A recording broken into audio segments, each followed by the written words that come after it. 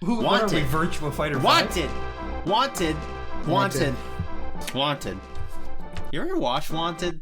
Yes, I was gonna bring it up. After is that the movie where they carved the bullet? Yeah, it is. Yeah, it's one where Isn't they it curved based the off bullets. a graphic novel? It is. Yeah. Yes. It isn't. There's like the was it? It's Frank Miller, right? Who did that? Yeah, McMiller. Yeah, I think Mark Millar. Sorry, Mark Millar. Yeah, he's that guy who does those like really edgy. Okay, wait. What? Before we start, I need to get a Coke Zero. Do you want one? Are you like? No, I'm good. Are you drinking Coke Zero because Tim Rogers drinks Coke Zero? No, well, I started drinking Coke Zero because I wanted Coke and I didn't want the sugars in it. And then I was red pilling Null on it, so I'm pretty sure that's how it happened. Because he was drinking Diet Coke, and Coke Zero just like tastes better than Diet Coke. Coke Zero is definitely better than Diet Coke. All right. Anyway, but I think there might be some sort of correlation here. I don't know about him. I know for me, I just wanted to drink Coke. Are you drinking Coke Zero because of Tim Rogers? No, I talked to you about it. Well, actually, it wasn't even that I talked to you about it. It's that I didn't know that Coke Zero was also 0 calories. Yeah, that's why it's called Zero. I thought it was called Coke Zero because it had 0 sugar in it. No, that's Pepsi. It's Pepsi Zero Sugar. Yeah, see, that's Pepsi Zero Sugar is also 0 calories. The calories come from the sugar, Null. That's not necessarily true. I mean, that can't be true. Rain comes from the sky. Like, calories can't just come from sugar because we get calories from things that aren't sugar. Not just sugar, but I'm talking about in soda. The only thing that was providing calories was the sugar. Yeah, but I don't know. What about the carbs? Well, there's no carbs in this. Carbs, calories, tomato, fuck you. Wanted. I don't know about you, but I'm feeling 22. But anyway, I noticed that this was the same because I was under the impression that it had calories. And when you were saying I was drinking it, and you were like, no, it doesn't have calories, and I said, no, it doesn't. Yo, Crossfire at $1 billion in 2012. Let's go. The fuck is Crossfire? Crossfire. Oh, that's that fucking free to play shooter. It's the Tencent. It's a Korean shooter. Game. Chinese Counter-Strike. Yeah, it's right? Tencent. Crossfire X is like a Series X exclusive, isn't it? Call of Duty, isn't it? Yes. Hey, do you want me to kill this ant? What? No. No, keep them. We only kill the ants with the raid. And I'm not raiding my death. Shadow Legends. I don't know. Oh, there it is. I'm gonna murder it anyways. Alright, I mean, flick it off the desk. Don't squash it. Look, it's right there. See? You're gonna get gross. You're gonna get gross. Pheromones all over your hands now. Ooh, I'm an ant. I'm an ant. I'm an ant man. I'm a sexy ant lady. She's a sexy ant. Fucking loved up. Wanted. Someone to go back in time and cover games news with us. This isn't a joke. You'll get paid an exposure after we get back. We've done this 12 times before. Journalism not guaranteed. Welcome to the podcast. Journalism not guaranteed. It is the only podcast that takes an hour to start. I'm Tectonic Improv, and these are my two co-hosts live in person. There's no way that we're the only podcast that takes an hour to start. I imagine many podcasts take at least 2 hours to start because they got like sets, like cameras to record and. Okay, all right. I'll concede if every single podcast in the world comments on this video explaining that they take at least an hour, then I'll concede. But I am proven right I'm right until proven otherwise. Guilty until proven innocent. The only one that I believe is the Joe Rogan podcast got to take like 3 hours to set up. He's got to do a good amount of DMT before he starts. It's true. He has to get the monkey ready. He's got to smoke some weed. He's got to get all the gorilla facts up. So no, if anything sounds different, it's because Tevi and I are in the same room right now. She is visiting my house, my abode for Memorial Day. From Encino, California. She just flew in like 10 minutes ago. We came home. My plane almost got struck by lightning. We rushed home. We did not. We ran to the door. We got on Discord. We're like, Tech, it's podcast day. And then we started immediately. That's my story. Let me give you the real story of what happened. This is what really happened. Yeah. My flight gets delayed 20 to 30-ish minutes in the air due to a thunderstorm in the area. I eventually land. Noel picks me up, or Noel and the Brazilian man picks me up. We end up spending 10 minutes trying to decide who's going to decide where to go to dinner. We eventually go to dinner. Very good dinner. Not plugging the restaurant though, because they're not paying us, so fuck them. It took a while to get our food though. But like they even said this has taken a while. Like so, it's. I don't think they did acknowledge that it took a while, but it did take a while. I also don't really care because we were having a good time. Yeah, it's true. We were just chatting. Then we ate, and then we almost got in two car accidents. Oh, poggers! And then we drove. The Brazilian man wanted to hit the brakes, but he hit the gas. Instead. Which is it happens to the best. Literally, of us. It's never happened to me. Tabby, it will happen. Like shitting my pants, it will never happen. Tech, have you ever shit your pants? Yeah. So I just feel like it happens to everyone eventually. I have never shit my pants. But you will. In my adult it's life. inevitable. I never will. Much like death, it is inevitable. I will. And taxes. And this podcast. Yes. I won't shit in my pants until I retire, which is never. So I'll never shit my pants. We have money on this. Anyway. You got any gaming news? Wait, we have money on this? Yeah, we have money on it. We do? I don't remember You don't. Oh, all right. Yeah, it's the Australian man, isn't it? Yeah, someone. I don't remember. Yeah. All right, so let's talk about Ubisoft. I'm gonna take the floor here with an exclusive story coming from GameLuster.com. Skull and Bones, the pirate PvP live service game, all in quotes, like 80 quotes around all of that, has supposedly restarted development and will not launch this year. I believe that. That's rough, buddy. This apparently is due to all the oustings that happened last year from all the sexual harassment allegations and all that stuff. They also kept talking about that game and being like, it's coming, and then we haven't seen a single bit of gameplay for it. Okay, this game sounds like Sea of Thieves. Yes, that's what. Well, that's what they're saying is that they apparently the newest build is kind of trying to ape Sea of Thieves. Smells good. You smell it. No. What they need to do, and what I think the game should have been from the beginning, is literally Assassin's Creed 4, but remove the assassin stuff. Well, yeah, that's what everyone wanted, was just like, they just wanted the pirate skirmishing stuff from Black Flag as its own game, like, fleshed out into its own game, but I don't even think Ubisoft even realized that. What's funny is that, like, this also happened with Beyond Good and Evil 2, where they were just like, Beyond Good and Evil 2 is coming, and it's a prequel, and everyone was like, but you ended the first game on a cliffhanger, and we don't want a prequel. And then, like, the next time we saw the game, it's like, it's not a prequel anymore because we don't know what we don't know what our customers want. Look at Perfect Dark. They didn't make Perfect Dark.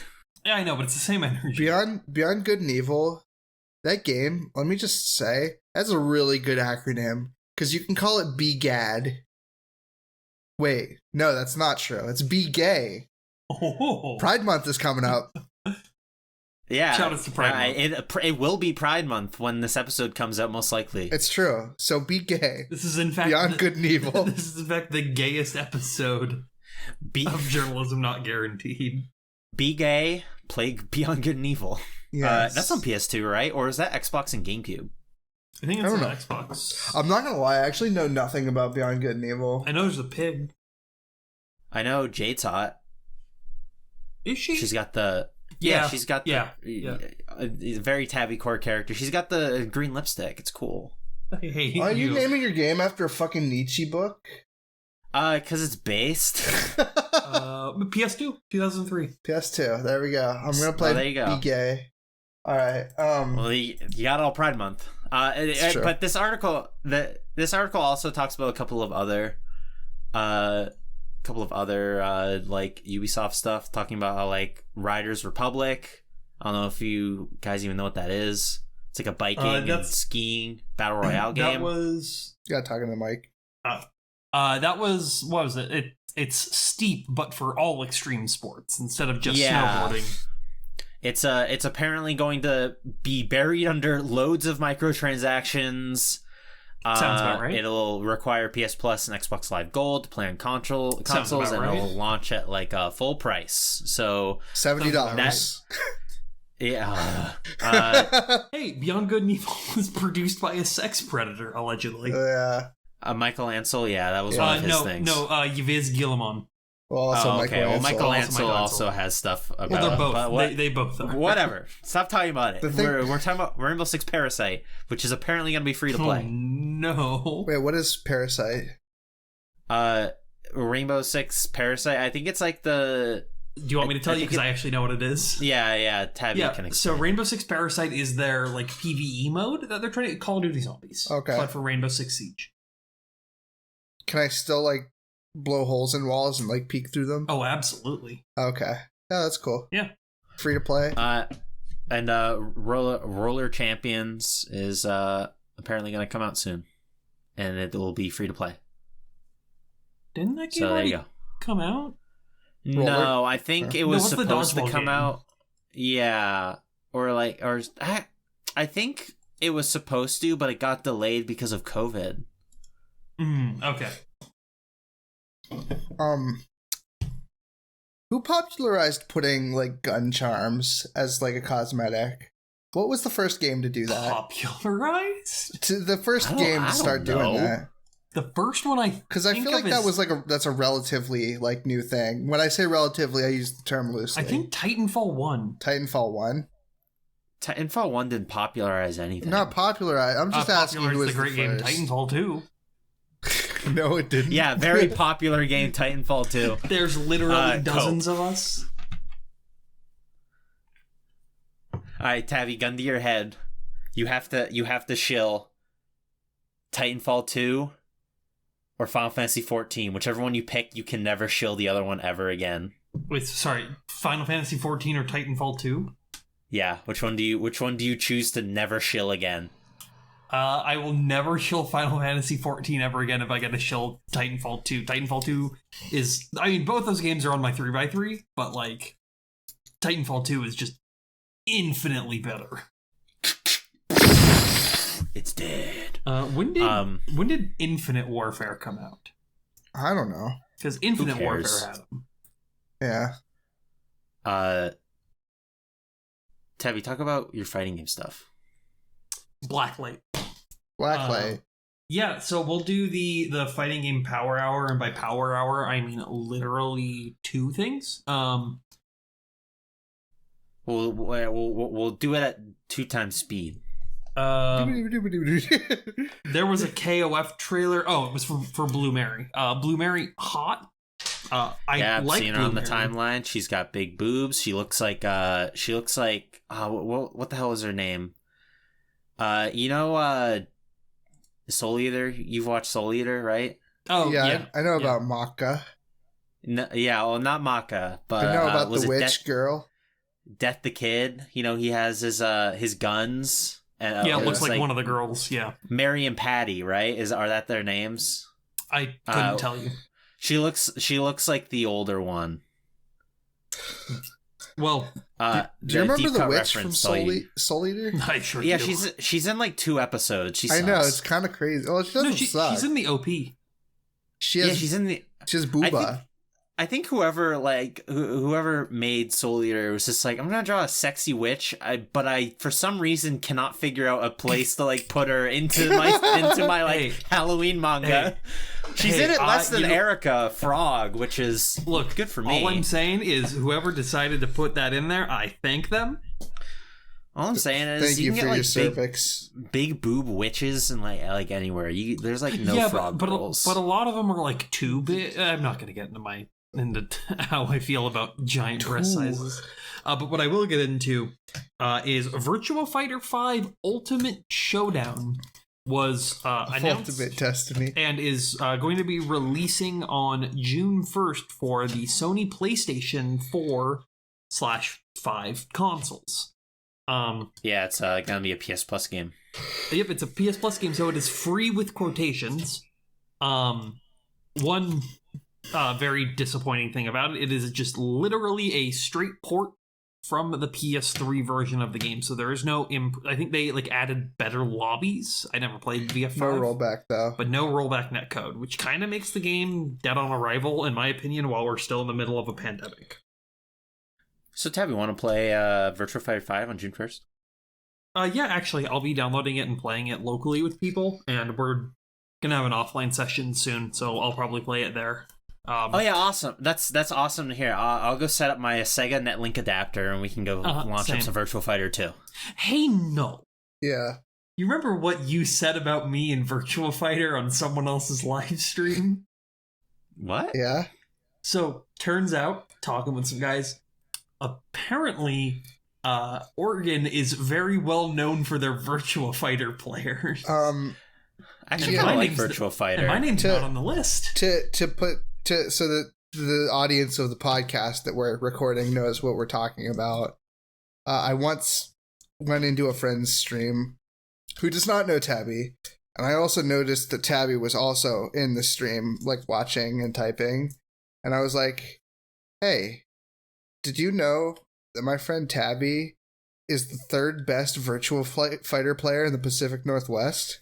That's funny. I'm the third best at Metal Gear Trivia in New Hampshire. Yeah. But that's true. So it's true. It is true. The thing is the person who is streaming, my other friend, they just took it at face value, and they're like, "Oh, that's crazy. That's really cool. I'm happy you're able to do that." Tabby's just now forced to think Get about good. playing Virtua Fighter all the time. I'm gonna have to become the third best Virtua Fighter player in the Pacific Northwest. Now I don't think it's gonna be that difficult because there's literally 12 people that play the game, but those people have been playing it since it came in the arcades. It's true. You gotta put in your dues. Well, Tabby, who's Do you have your any main? other? I don't even know Virtua Fighter characters. I know. Those are The, Heihachi. No, it's Tekken. Who's the Arabic guy? Is he in Virtua Fighter 5? I was thinking of. Is that the guy that shoots the whirlwinds? Maybe. Is it All I know is that in Virtua Fighter 1 there was an Arab guy in pre-release footage, and he was cut completely from the game when it launched. I play back when I was at least trying it out. Rashid. I was playing. No, that's Street Fighter. I was playing Jackie Bryant. Oh, yeah, Jackie's all right. I like Sarah more. I like Jackie. Sarah Palin, Virtua Fighter character. Yeah, but I don't know who I'm going to play. And I don't even know how long I'll be playing it because it releases. That's the other thing. It releases June 1st. Guilty Gear Strive comes out in a week, 2 weeks after that. So it's why bother really learning how to play it? Yeah, it's not that hard to play Virtua Fighter. It's no, just, it there is. aren't even any complicated button commands. It's just punch and kick and block. That's why I like it, because it's oh, I can kind of do stuff in this game. No, there's a lot that goes on in the actual micro meta game of a Virtua Fighter match. The meta micro video. punch, kick, block, and you win. No. Do you have any other fighting game news? I think that's it for that's it for fighting game news. Okay, so I actually this has been clawing at the back of my mind. What? Something to talk about when we talk about Sonic. This has been clawing at the back of my mind. I've thought of this question for many years, Tech, and I want to ask. Why do gamers make such a fuss over 60 FPS when the human eyes can only see it 24 frames per second? Because gamers are an entitled bunch, and they like to have an air of superiority, you see. They pretend that they can see for higher frame rates to own women or something. Yes. Are we going into this? Yeah. All right. So the absolute state of play. as a woman who can see higher frame rates. Yeah. The so the Horizon New Beginnings or whatever the second one's Horizon West. Zero Dawn Forbidden West. Forbidden West. No, it's just Horizon Forbidden West. Horizon yeah. Forbidden Zero West. It's Balan Wonderworld. Horizon Ground Zeroes. Game looks pretty cool. However, I'm not sure if it was announced or if it was just noticed by most people, but it is only running at it is running at locked 30 FPS. And Yeah, this is spawned gamer rage because there's two camps of people. There are the graphics people, and then there are the frame rate people. Please, the flame weight. The flame weight people. And both of them are very angry at each other right now. They're both very angry about elves. So Yes. so here's the thing. And because I just had to I like that we're not even talking about the game. We're talking about people getting mad at the frame game. rates. We'll talk about the game. I just want to because the frame rate thing is like an interesting topic of discussion because there is like a lot of PC gamers target frame rate over graphic quality. A lot of AAA blockbuster cinematic video games don't do that, and they're also exclusive to consoles. So here's the thing, and we'll probably get more footage of or info about this at whatever Sony does for their state of play in the summer of gaming. But it's releasing on PS4 and PS5. So I imagine, unfortunately, I imagine because they haven't said it that there's going to be a performance and a quality mode. Because I don't think they've just outright said that it's only going to be locked 30. If there's not a performance mode, I think that'll be the first Sony first-party game not to have that as an option. Yeah. Yeah, they usually have them. A lot of games recently have been giving a performance and quality mode. It's even on like consoles. It's to appease both crowds because, like, I want to play console games from time to time, but I also like them at 60 FPS. Yeah. I mean, I'd be surprised. We didn't even get a release date for this game. So, who knows how far out it could be. I don't January next year. That's what I'm guessing. January, February next year. It'll probably be late this year, but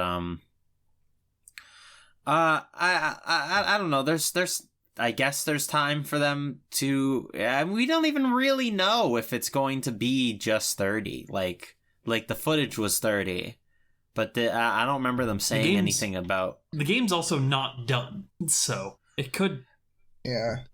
Did the original Horizon have a 60 FPS patch? I think it did. No. For PS4? No, I think it was just 30. Well, just for the Pro. Oh, I couldn't. Yeah. Yeah, I don't know. Literally this is like very fresh wound, so I don't like have a lot of information on it. PlayStationLifestyle.net is saying why PS5 games at 30 FPS is not only acceptable, but sometimes preferred. Hey, Chandler Wood from PlayStation Lifestyle, you're an idiot. We're literally just reading a headline, so I don't necessarily... I don't care. He's the editor-in-chief. I mean, you can only count on the most critical and unbiased news from PlayStationLifestyle.com. This guy is just gonna say, like, that it looks more like a movie. He's just gonna say, like, should we really be sacrificing graphics for these frame rate people? I want smaller games that look worse, made by people who get paid more to do less. You blew it. I blew it. No, but I mean, like, I want it. The game needs to run at minimum 60 FPS. If your game doesn't hit 60 FPS, I consider it a failure, just from like a raw technical level. Especially on like this is the new console, guys. Yeah, we're already back to 30. I mean, this is assuming Yeah, if I may be the assumer for a bit, and say that yes, this game will only be at 30 frames per second. That's a bit of an hell. If you're running like, you know, a gorillion tries per scene, and also like fucking dynamic lighting, like super omega god tier shadows and whatnot, it's like all that stuff has like an impact on like what you see. I mean, like the game looks good too. I mean, like the footage looks good. You have to push like the boundaries of what's possible before you can optimize those boundaries, you know? Imagine that game running at 240 FPS. It'd be pretty. I don't think my TV refreshes at 240. I've never played a game at 240. Also, from what I understand, the difference between 120 and 240 is like minute. The difference between 240 is, but once you hit 360, it becomes huge. Yeah, but who has 360? Xbox? No, there's I'm more Atari. There's 360 hertz monitors. Yeah, what do they cost? Like my child? Oh, no, it's your child. I think like $700. That's not actually that bad, right? And they're 4K. But like, I was going to say something I forgot. How's the color quality? It'd be an IPS panel most likely, so poor. Yikers. Anyway, yeah, Horizon Zero West. Horizon, oh my god, what is it? Horizon Forbidden West. Yeah. So Horizon Forbidden West, we got like a little trailer. State of play. Tech has some complaints about the main character. Oh my god! All right. Well, okay. Here's my soapbox. I'm gonna stand on it. Yes, I hate women. No, I'm kidding. That was a joke. I'm joking. This is a PG-13 podcast now. I'm on a podcast with a woman. Allegedly. Some of my best friends are women. Some of my best friends are women, I swear. No, but I do not like Aloy. I do not like Aloy Zero Dawn. I never have, ever since they revealed the game back in like 2013 or something. And the reason is because every single trailer of Horizon Zero Dawn, Aloy does not stop talking. Whenever you're playing the game, she always has something to say to herself, and it feels so forced and annoying. Would you like the game to be called "Hey Aloy, what you doing"? Yeah, "Hey Aloy, what you doing"? They got to call it that. It's not even like it's. If any character did, I hate this. I just hate this trope where like they like video game or whatever media fiction, whatever you want to fucking call it, where like nothing is happening interesting in the experience right now. So the main character has to occupy your mind. It just always needs to be like something going on. What about? So she always needs to talk. She always needs to talk and be like, "I gotta find this waypoint over here." What about Death Stranding, where Sam Porter Bridges will just like complain about his job while he's doing it, and like mutter to himself? He's like, "I'm fucking bullshit." No, dude. but Death Stranding is an immersive sim. Not really an immersive sim, but so, it is. All right. So here's an example of how I think this sort of thing is done right, and it's a Deadly Premonition. So whenever you're driving in Deadly Premonition, you have a record player that you talk, or a recording tape that you talk to. York doesn't even do that. He literally just puts like his hands to his head, and that's his Diane. But whatever. So he has a reason to talk to himself for one. When you said Deadly Premonition, my brain went to Indigo Prophecy for some reason. And I got very upset that you were bringing it up, and now I know. Yeah, we're good. No, it's just... all right, but yeah, so like whenever there's a driving scene or a driving section of the game, which is pretty much just like boring, because the driving in that game fucking sucks dick, Yeah, there's like a button prompt you can press, and when you press it, York will just start talking to himself about movies, about like his favorite movie. It's really good. It's like, I was watching Tremors. Zach, would you believe it? They were showing Ghostbusters on the TV last night. I haven't seen that movie in years. Released in 1982, Ivan Reitman's masterpiece starring Bill Murray. It's just him talking about like movies. It has nothing to do with like the plot or anything. It just like tells you so much about him. What does Aloy constantly talking to herself about like trying to get to the next checkpoint tell you? That she's like neurotic? Well, I mean, I also like just talk to myself. Determined. When I'm by myself, I do like just talk to myself. Yeah, but you don't talk. I was sitting here like playing Mario a while ago, and I'm just like fucking. I was playing a Mario Odyssey, and I would throw my hat at one of the like fireball enemies, and every single time I'd be like, "I'm the fireman." You see that's funny. That's funny. Yeah, but if there was like a camera like watching me and somebody was Dawn. playing me, that wouldn't be very funny. No, it wouldn't be funny. And that's why if your guy's gonna talk, if your character is gonna talk, I better like it. Okay, that's the lesson. I have actually never played Death Stranding, so I don't know if it'd be annoying if Mr. Porter Bridges says it's really good. It really but puts it seems funny for him to be constantly carrying all the shit and complaining about how much it sucks. That seems like something that would happen. I just don't think if you think about it, like if you ever like you're at work and you're just like halfway through your day and like a minor inconvenience happens and you're like, man, this fucking sucks, dude. I hate this shit. Like it's that exactly. Like it's that feeling. I think they just wanted to. I think they had Ashley. They had Ash. What you playing for the allotted time, and they just wanted her to say a lot of stuff. Yeah, Anthony Birch just wants to hear his sister talk some more. So he has nothing to do with that game. Is he not? I thought he was writing it.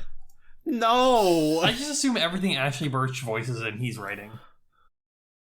This isn't like a Mila Jovovich like situation. No, I just I imagine they're like a combo pack though, you know? That's the Mila Jovovich situation. No. Mila Jovovich is her husband directs movies to give her acting roles. This is different. And that's what you were implying was that like Anthony Birch wrote the game, so he got his sister to voice the main character. That's not what happened. No, it's like that's not. That may have been what I was implying. Honestly, I think Ashley Birch is more successful than Anthony Birch at this point. Doesn't mean I don't have to like either of them. I think Horizon would probably like the way to solve this issue is to give the main character like a hat with eyeballs. And it can like talk, and like it'll talk to her, and that way there's like conversation. It's like and there's like a text box that says like it's like there's some resources over there, Aloy. Perhaps if you threw me with the Y button or shake the DualShock controller, you could send me to them. Aloy, throw me at those slavers to save your friend. Man, Mario Odyssey, they have a fucking option in there that's like turn off motion controls, and I'm like, yes, and then they just still worked. Yeah. I was like, because I kept accidentally like, because I'm a gamer, I move when I play. I'm like you kind of have to use the motion controls at certain parts, right? Like when the frog has to do the big jump. No. There's no point where you have to. Like, are you like the kid in the commercial who's playing games like? I mean, I just like sometimes I'll move my hands around, and then Mario will fucking throw his hat in a circle, and I'm like, okay, thanks. No, what's your favorite enemy to capture in Odyssey? That's right. I like the little roly-poly guys where you like extend and it plays like an accordion. Hey, I want to tell you, that's cool. Forest, the forest level, like the forest world, whatever that's called, Forest Kingdom. The Cascade? No, not Cascade Kingdom. It's like the Dark Forest. Yeah. Worst level. Whoever designed that level should be banished. That's the worst level to you? I like that level a lot. Worst one. I think the snow level kind of sucks. Snow level, yeah, I feel like that was a footnote. I really wish the Lost Kingdom was longer, had more stuff in it. It's Dark Lost Soul. Kingdom was cool.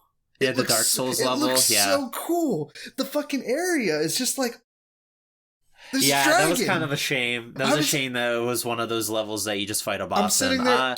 I'm pulling Bowser's Kingdom is really cool. I like his level. Oh, like the Japanese inspired. Yeah, that's really really cool. I like the little bird guy. The bird guys you capture there. They're cute. They're cute, and their thing is really fun. And you can you can stick your needle out and then spin your stick around, and they do a spin attack like Link. It's cool. I was what was it when I beat that? Spoilers for Odyssey, by the way. When I beat that game and you go to the Mushroom Kingdom at the end, and it's like well, that's not the end. Well, you know, once you beat the final boss. Yeah. Okay. But you're like going around exploring, and you go to the roof of the castle, and it's just like, there he is. There's Yoshi. Yoshi's in the game, dude. There he is, just like in Mario 64. I clapped, and I was like, okay, they wouldn't. Major gripe. Yoshi's voice when he does the flutter kick in this game is horrible. What is it? Isn't it just the No, it's like high. He's like like it's terrible. I've honestly never really. It's a lot higher pitched than previous iterations of Yashi. Would you say Yossi? He's no masterpiece? Tavi's been like sitting in the corner, just like shaking, like ready to like blow a gasket, waiting to say that line this whole time. We've been talking about Super Mario Odyssey. Yeah, it was. I had to listen. It had to come out at some point. I had to talk to Tectonic about Odyssey because Tectonic's a Mario guy. Yeah, he's a Nintendo nerd. But yeah. No, I mean, the game has its problems. You know, sometimes the frame rate's really bad on certain enemies. Sometimes it's not fun to move or jump. No, I think it's pretty fun to do that all the time. No, I think it feels pretty good. Yeah, I like jumping in the air, throwing the cap, diving, and then jumping again. That's it's got as Tavi would say, schmovement. It does have schmovement. Yes. That gives it points. Throwing the cap, diving onto the cap, then throwing your cap again and diving again. After wall jumping to refresh it. Oh yeah, dude, it's so good.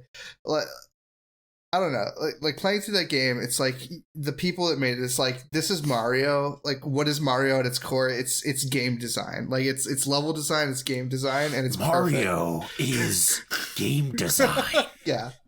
We've come a long way from Mario. We've come a long way since Mario. Mario has come a long way since Mario. But I'm just playing this game, and I'm just like, man, this is fucking awesome. Like, I am playing Super Mario 3 right now and having just as much fun as I was when I was a child. I took off work 2 days to play that game. Mario 3? No, Odyssey. Okay, you said Mario 3. No, I said Mario 3 because I was talking about how when you were a kid. I was having as much fun as child me playing Super Mario 3, when I was a kid. When in New Donk City, when you go the song is so good, by the way. The song is really, it's playing the song and you go through the Donkey Kong area. I was getting a little misty eyed playing it. I was really sitting there wow, this really feels like. I was soy facing a bit, you could say. It feels like an Odyssey at this moment. I was feeling the soy. Good game. I should play it again. Yeah. I haven't played it since it came out. Yeah.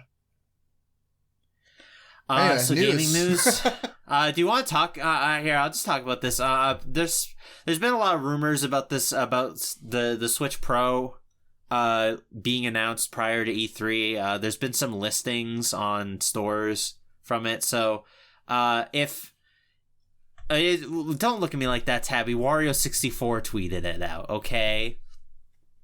But you will probably know whether or not there was a Switch Pro announcement by the time this podcast comes out. So, keep your eyes peeled. Speaking of Switch Pro, a game that needs it, So Nintendo did their what do they call them? What do they call Direct. Yeah. So many of them. And they were able to confirm, or not confirm, they announced that the Diamond and Pearl remakes are that wasn't a direct. They just tweeted those release dates. Oh, I don't whatever. They tweeted them directly to your newsfeed. Mm-hmm. Diamond and Pearl remake releases November 19th of this year, and Pokemon Legends Arceus releases January 28th next year. Pokemon fans on Twitter are literally mauling over this right now. And let me explain to you why. Because Pokemon Legends Arceus did not look good. It looked good with an asterisk, it comes out in 2022. That's plenty of time to polish it. I don't think it looks far long enough to come out in January of 2022. This is worrying, I'd say. That is why they are molding. What are you two looking at? Are you looking at the footage for Legends? Yeah. Yep. We talked about this on the first episode. No, I was looking at a tweet. The 2-frame Chingling. I was looking at a tweet that the Canadian sent to me. Oh, okay. I think the game looks cool. I mean, it looks cool. It is peak Nintendo hired that man. I said this before, I'll say it again. I think the gameplay loop is going to be boring. Probably. It's a modern Nintendo Probably game. will be. Well, it's not even modern Nintendo. It's like Pokemon, but without like any of the other things that are interesting about Pokemon. What Game Freak needs to do is they need to make Pokemon Black and White 3. They need That's to hire literally me. all they need to do. Yeah, they need to hire me to make Black and White 3. They need to hire me to like stand in their office and like whisper in their ears, and I'll make them powerful. Make it a sprite-based game again. I think that Nintendo could use an ideas guy. Yeah, well, all their ideas guys are like getting old and senile, so they could definitely use new ideas guys. I'm young, spry, and flexible. I think you're one of those. And it's not flexible. Spry? Are you calling me? Fuck you guys. I can't even, like, I'm not even able to say things like I'm old enough to be your father. So that's like, you can't call me old. But okay, Grandpa. The Diamond Pro remakes coming out November 19th. Okay, I still don't like how they look. I'm probably not gonna get it. Yeah, I don't like how they look. I'm probably not gonna buy them, even though I know Gen 4. I don't like how they look, and I don't really care for Gen 4 to begin with, so. I think they look fine, but, you know, so it's obvious that the axe has been sharpened against this game, so. Axe has been sharpened against Pokemon since Sword and Shield. Honestly, I'd say since Sun and Moon. Just say that, but then like sales figures and you know what I mean when I say sales figures. When you say Pokemon, yeah, it doesn't matter because it's gonna sell. We all know this. You're talking about Twitter. You're talking about Twitter. It's like too big to fail. I'm talking about like in like gaming circles, like, you know, people who talk about games online and make podcasts about them on the internet. The thing is like a lot of the people who are shitting on Sword and Shield bought it anyway. Played it and we're like, it was pretty all right. Hey, I'll have you know, I bought it, played it in a single sitting, and returned it to the Walmart 24 hours later. I think that's scummy. No. I'll have you know that I did not buy the game, shit on it online, and spent $120 on a Marnie figure. It's coming in June. It's a good character design. It is a good character design. I don't like the idea of returning a game like after you bought it. And like played it. Why? Excuse me. You're just playing the game for free. Yeah, that's the point. Like what Tabby is doing is that point. Is that I don't have a homebrewed Switch to pirate it allegedly. What Tabby's doing is that scene in SpongeBob where Mr. Krabs like realizes that he's losing a bunch of money by doing charitable things, and he like rewinds the movie out of that guy's head. He's doing that to Nintendo, but with their money. Yeah, I don't know. Her money. I don't. It's not even Nintendo. It's a Walmart. Yeah, it's a Walmart. She bought it from a Walmart, and it's a Nintendo game. It's fine. Praxis even? Is it Praxis? I don't know. I don't know. I just feel, just be decisive. You know what I mean? Yeah, Like, I was very decisive. I said that was my plan from the beginning, and that's what I did. If you're going to steal a video game, it's not stealing, it's buying, playing, and returning. Just steal the video game. Don't pussyfoot around it. I did not steal the video game. This is a weird stance. I'm not gonna lie. This is a really weird stance. How could I have stolen? You have to leave your house to steal the video game the way you do it. All I'm saying is, if you make a game that can be beaten in a day, that I can return, make game longer. I'm actually surprised they take it back. Yeah, so was I. At our Walmart, at our Walmart, they literally just if it's an open case, they're like, "Sorry, buddy." Fuck you. Yeah, GameStop. I just went in. I went in at midnight to do it, so that may have affected it. Okay. Are you sure you didn't buy a fucking shrink wrapper since you're doing all these steps to try to steal video games? I did not. Could you imagine? All right, if you went to the effort to re-shrink wrap it, that would be funny. It's like a 15-step process just to steal a video game. I have just to get my $60 back. So I'm just saying. I could have, but I didn't. I'm gonna put a picture of Sly Cooper on this episode. So that's you. Man, I fucking miss Sly Cooper.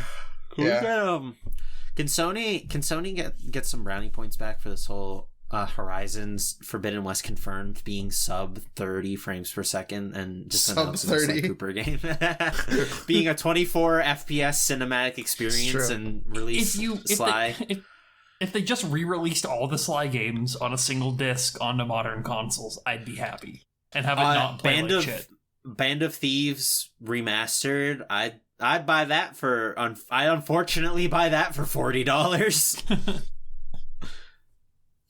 Yeah, that's all you need to do. Just remaster Band of Thieves. Band of Thieves is so good. Is that the first one? No, that's the second one. Okay, no, are you gonna review Band of Thieves on the channel? Yeah. Did you have any plans to review the Sly games? Yeah. No, I really like Sly. It's my baby. As far as Sly is my favorite of the.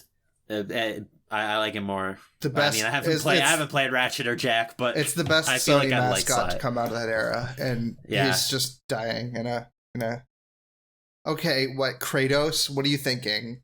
Crash Bandicoot? Crash Bandicoot? Was not PlayStation at that point. But I said that era wasn't. Crash Bandicoot also came Sly out on 2 Sony, better than any Crash 1. game. Better than Crash. Well, I mean, they feel like they're pretty different as far as games go. Sly 1 better than Crash, because Sly 1 is just a Crash Bandicoot game. It's true. I have to play those games again.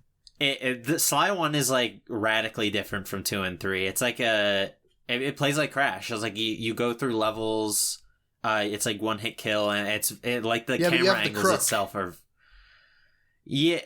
Yeah, well, there's not even a lot of stealth stuff in that game, because it's one hit kills on both sides. You just kill enemies in one swipe. Oh my god, what the fuck are we talking about? We're returning to the past in the middle of the episode. Speaking of crooks, apparently, alleged crook Randy Pitchford made an announcement earlier today, stating that a update for Borderlands 3 has been prepared for release that includes full crossplay support across all platforms. Bad news. For certification, we have been required by the publisher to remove crossplay support for PlayStation consoles. Yeah.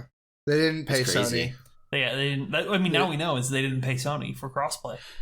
Well, isn't it not that they require a fee if you don't if they don't make enough money. So I don't know. They didn't pay Sony. It's if you're primarily getting your money from other consoles or but it's just not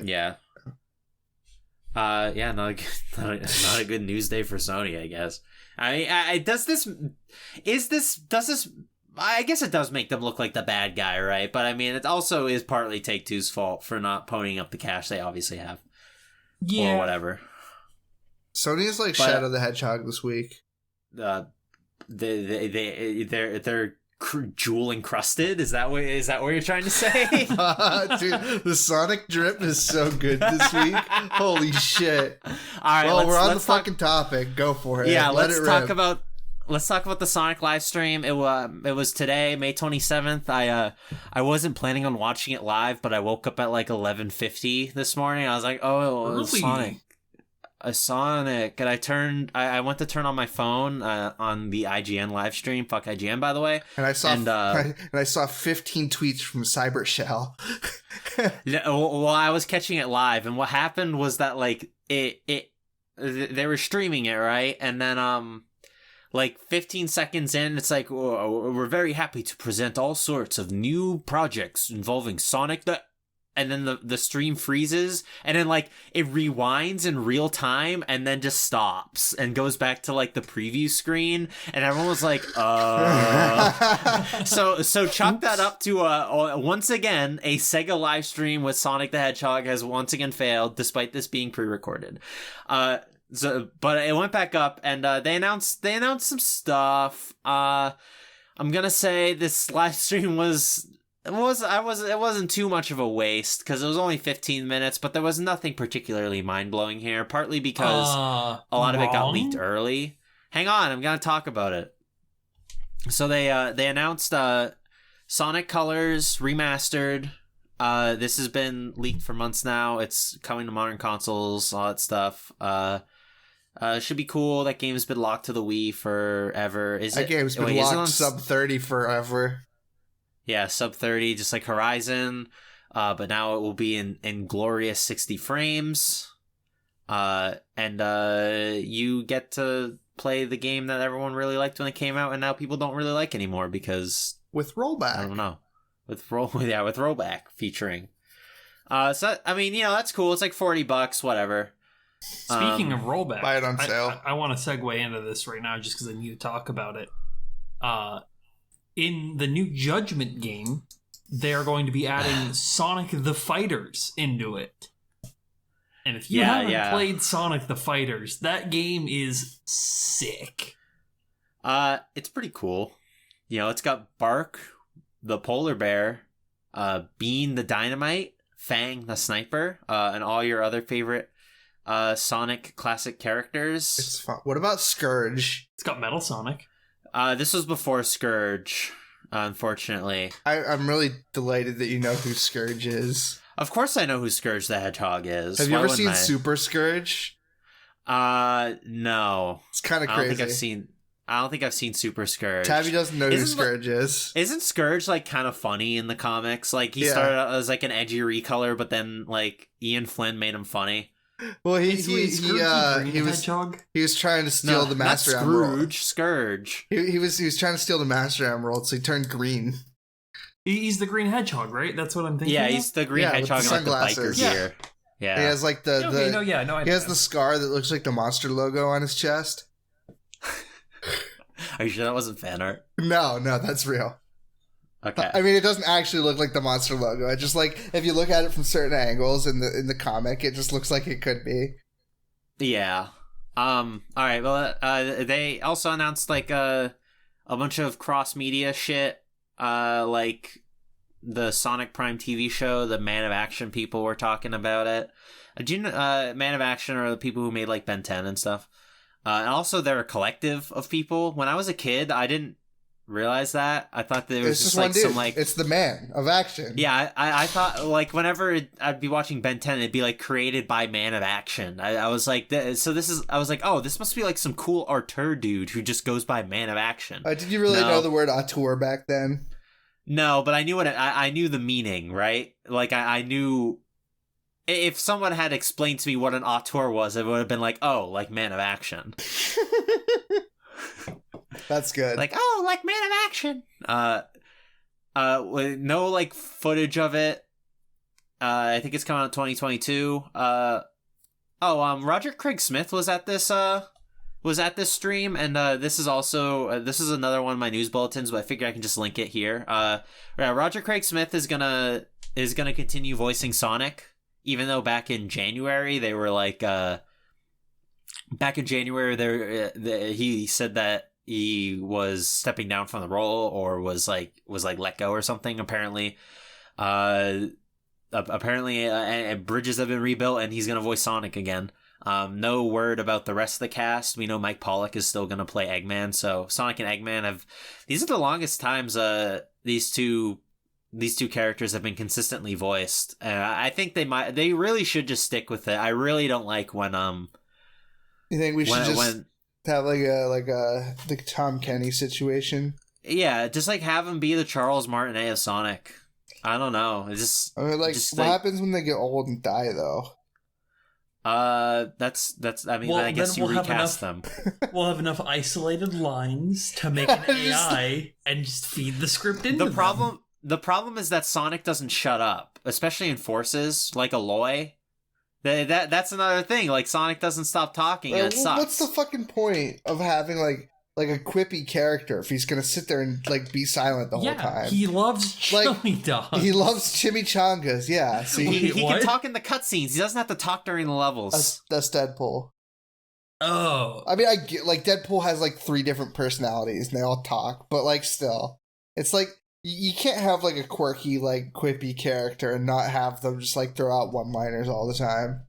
All I'm saying is that like everyone knew Sonic's personality in the first game when he starts tapping his foot when you don't move. Yeah, but like he didn't say you're too slow to anyone. That's true. You're right. But he doesn't say that anymore either. He says Sonic Speed. Sonic Speed. Sonic the name speeds my game. Chili dogs. Yeah. That's no good. He doesn't even eat chili dogs anymore. I love him eating chili dogs, though. What if he eats chili dogs? What if in Sonic 1, the idle animation just pulls out like chili dog and just starts munching? Well, then I know he's just a hungry fella. He has like a little, like he like lays down a picnic and he just starts eating chili dogs. They like surprise him with chili dogs in Generations or something. They like made that canon. That's funny as fuck. It is kind of funny that the cartoon contributed to the Sonic lore as a whole. Cartoon, by the way, Adventures of Sonic the Hedgehog, fucking based as fuck. That show's funny as hell.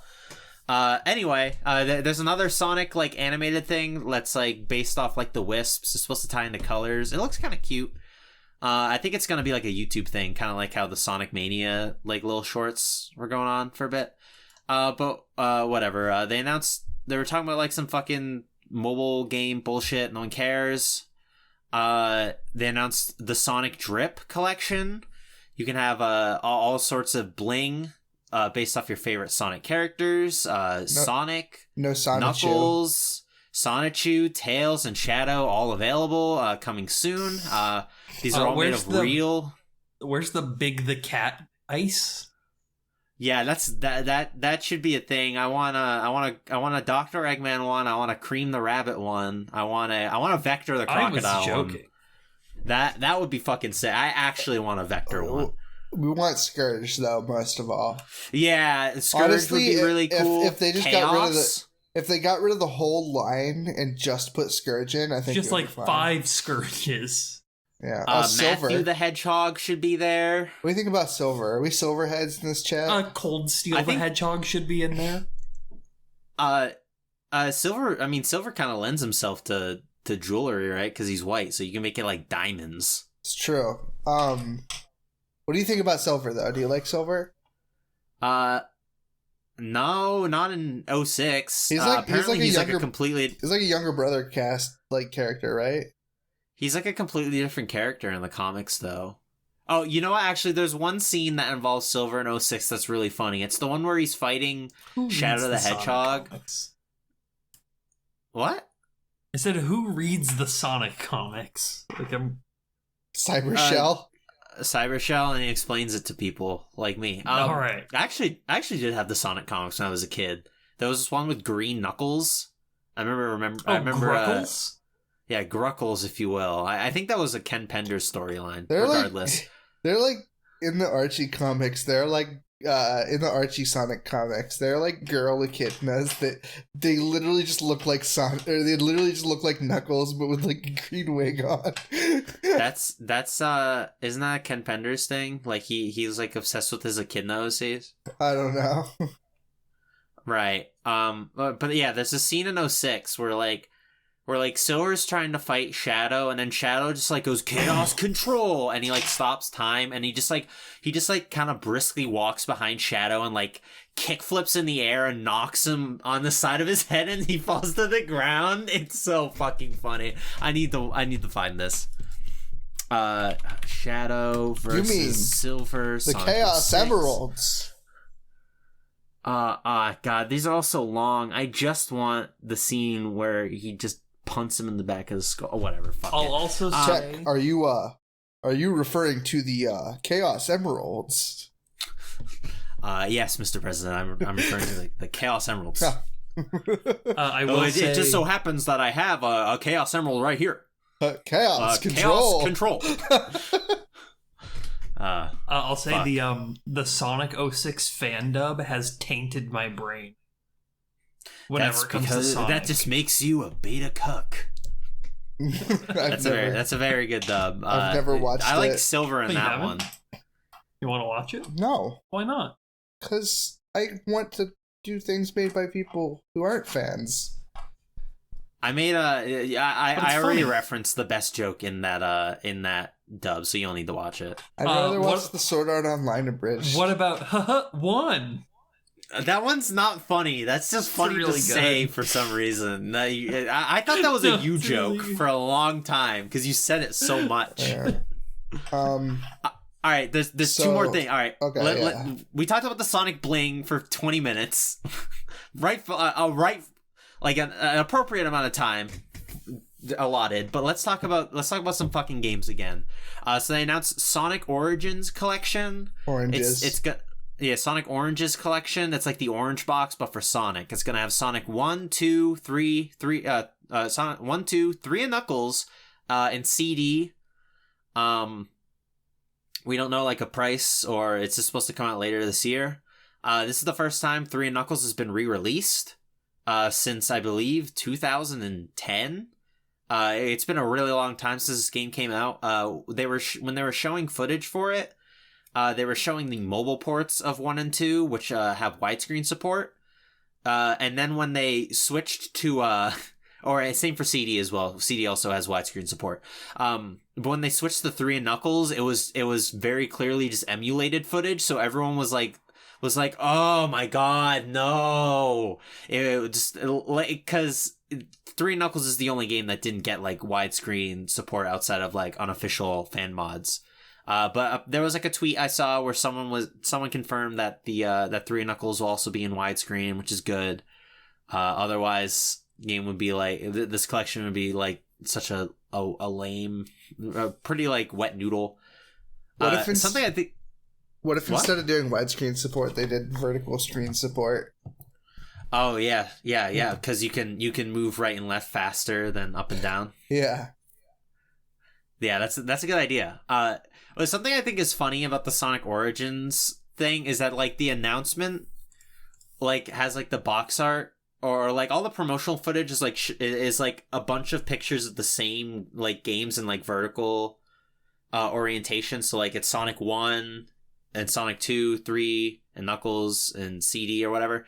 And they're all it has like their box art like copy pasted like multiple times. Is it not for resale?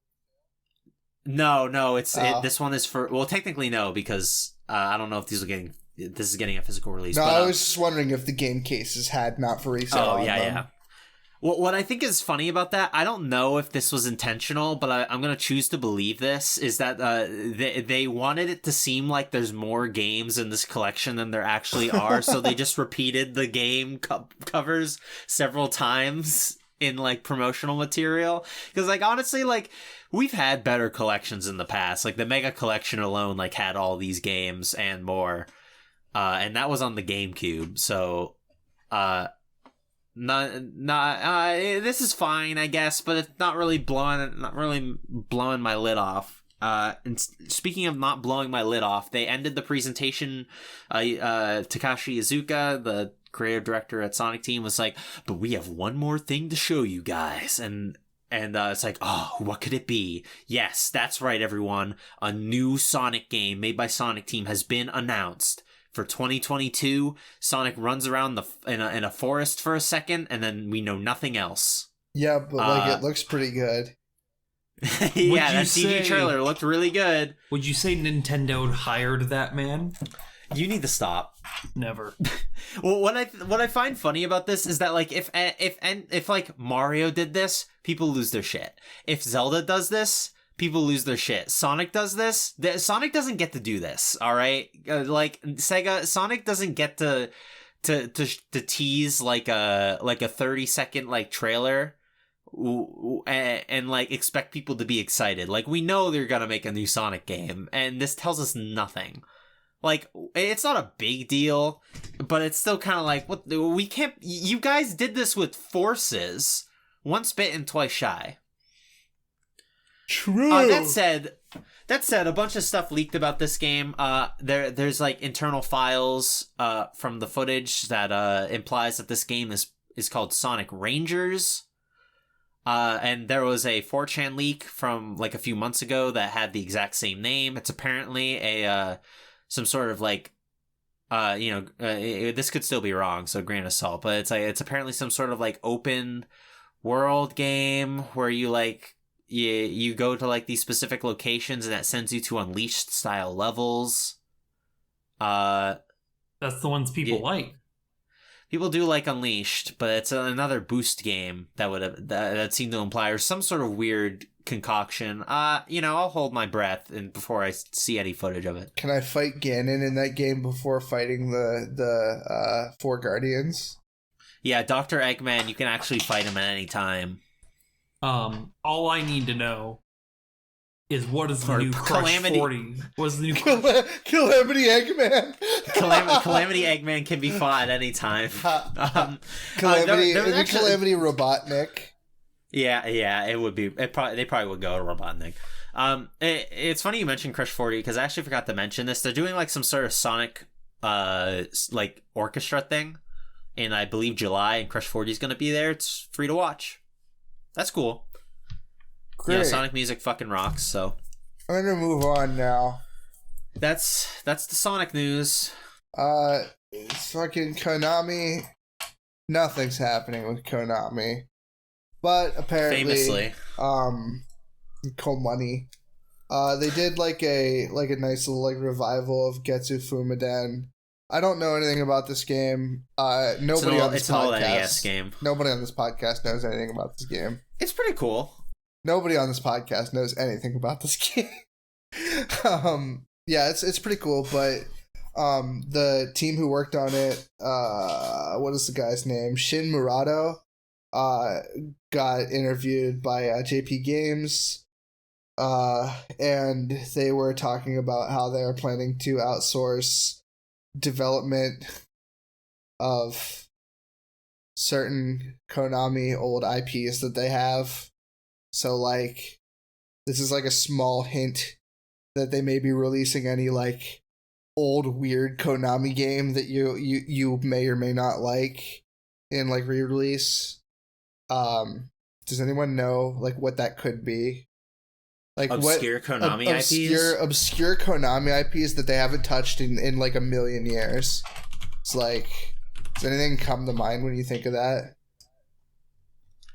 I was gonna be snide and say Bomberman, yeah, but they actually did make a Bomberman game a few years ago. So yeah, and Murado like specifically mentioned like in terms of other collaborations, please wait for future projects like this. So it's like Bloody Roar. Yeah, they haven't made a Bloody Roar game since like 2004. Bloody Roar would be fucking phenomenal. That would be like really cool. Konami IPs. Mystical Ninja Goemon. Goemon? Yeah, Goemon has been. They haven't made a Gradius game for fucking ever. They haven't made. When was the last Tokimeki Memorial game? Fuck, keep dreaming. What? Look, that doesn't seem too. We need an English port of Tokimeki Memorial. Keep fucking dreaming. I don't imagine. She called me. Imagine a visual novel coming out like in the Western audience in fucking 2021. Visual novels, I feel like they've never been more popular. Yeah. They fucking localized that Sakura Wars game last year. Whatever. Remember Sakura Wars got Ikimas. Tokimeki Memorial game was in 2018. Don't even it was do a mobile game. Tokimeki. Do like Girls Side. Oh my god. Tokimeki Memorial Girls Side Fourth Heart to be announced on. It's coming to Nintendo Switch. Doesn't have a date yet, but I guess they are making a. Apparently, Girls Side is like more popular. It's because it's the boys. Yeah, because you get to date the boys. Girls love visual novels. You know I'm gonna do Girls Side on PS2. Oh fuck yeah, that's sick. It's Japan only, but I still like want to do it. See, the thing is that since Konami bought Hudson Soft, they have a bunch of Hudson IPs that they could use, like a new Adventure Island game. I think they should make a new Adventure Island game. That would be cool. Last one was like a WiiWare remake of the fourth game. WiiWare. Yeah. And I did not play that. Yeah, that's what I got. On that. I mean, I just thought it would be interesting to spitball things. As far as like obscure Konami IPs, I don't know anything. Maybe they'll bring back Yu-Gi-Oh! They just released that Legacy of the Duelist game with the link mechanics that are already old. I just want them to oh, you mean like a real Yu-Gi-Oh game? Just reset the card game. Just like take just start over. Everything back to zero, you know? Well, that's what they kind of did with speed dueling, isn't it? Speed dueling, because it has like its own pool of cards. Also, like Duel Links. Yeah, same with Duel Links. Yeah, I want them. I want them to make like an actual. Go forward if we can always return to zero. Stop. You need to stop. News. I know, Tech. Can you like fucking? Can you bullet bill through some of this stuff? Yeah, all right. Well, so I'll just I'll bullet through a couple of these, except for the Dragon Quest stuff. Circo Loco Records has been established. They are a Rockstar record label. Great. Maybe we won't get DMCA'd for playing their games. Too late. They're gonna release their first EP in June 4th. It's pretty cool. Everyone loves the soundtracks of Rockstar games. And anyway, Axiom Verge has been delayed to Q3 2021. It was supposed to come out Q2. They announced, Thomas Happ announced this delay on the last day of Q2. That's much like how I handle this podcast. Yes, exactly. Take as much time as you need, yada yada yada. It's one guy making this game, and the graphics for this game already look like 1,000 times better than the first Axiom Verge. What about the frame rate? We're targeting a smooth, unseeable 60 for this game. Actually, 30x2. Okay, and Mega 64 is partnering with Limited Run Games to produce their E3 show. This is very exciting because apparently Limited Run Games E3 shows are cringy and bad. But if Mega 64 is making them, they'll be funny. So this is bullshit. We news. need the Limited Run Games shows to be like pure Limited Run Games, i.e., awful. Remember that year that the Mega 64 teamed up with Nintendo of America to do like a little like pre E3 show? Remember when Mega 64 bombed the Rooster Teeth E3 panel? It was just Rocco, and I think he was supposed to be there. Like it was. But look, when E3 comes around, we're just gonna watch all the shit Rocco gets up to. It's not gonna be in person, right? We talked about this. No, it's virtual only. Nature needs to heal, and Andrew needs to return. Speaking of E3, just minor thing that was my last note. Microsoft announced their press conference is June 13th, the Sunday of E3 weekend. Juneteenth? Yeah, it's Juneteenth. I love Juneteenth. Exciting. Right. Exciting. Thanks, Xbox. Cool. Happy Easter. Xbox. All right. What's this? What's Shmup Creator? Okay, so I saw this on Twitter. It's just like, RPG Maker or like Dreams? Game Maker or whatever. What? Dreams? Yeah, it's like Dreams. No, I think the closest analog is definitely this is like RPG Maker but for shoot 'em ups. And I forget where I saw this or who linked this. Someone must have retweeted it, but it looks really cool. You can make like all sorts of kinds of shmups. You can make Gradius style like horizontal ones. You can also make like Toho bullet hells.